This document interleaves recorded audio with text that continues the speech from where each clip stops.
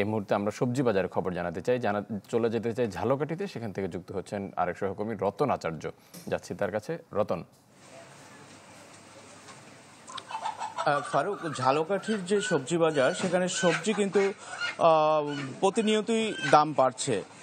আমি আপনাকে জানিয়ে রাখছি, ঝালকাঠিতে যেসব সবজি আসে, যে ঝালকাঠির সবজির চাহিদা রয়েছে, তার বেশিরভাগ সবজিই কিন্তু 70% সবজির চাহিদাই পূরণ করে যশোর, সাতক্ষীরা সহ বিভিন্ন জায়গা দিয়ে আসা যে সবজিগুলো, সেখানের সবজিগুলো। তো আমি বিক্রেতাদের সাথে কথা বলেছি, তারা যেটা জানিয়েছে যে যেসব অঞ্চল থেকে সবজিগুলো আসে, সেই সব অঞ্চলের সবজি অতিবৃষ্টি এবং বন্যার কারণে পচে গিয়েছে, যে কারণে এই সবজির দামটা বেড়েছে।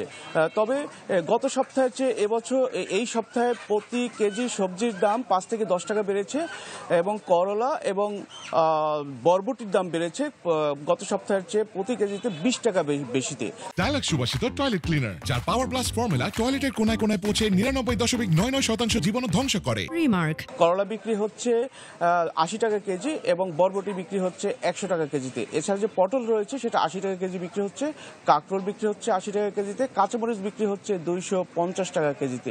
তবে এখানে যারা ক্রেতা রয়েছেন তারা কিন্তু দাবি করছেন যে বাজার মনিটরিং করা হলে তাহলে একটু সবজির দামটা কমতে পারে, কারণ এই যে চড়া দামের সবজি কিনতে তাদের আসলে হিমশিম খেতে হচ্ছে। তো ফারুক, ঝালকাঠি থেকে এই ছিল আমার কাছে সর্বশেষ।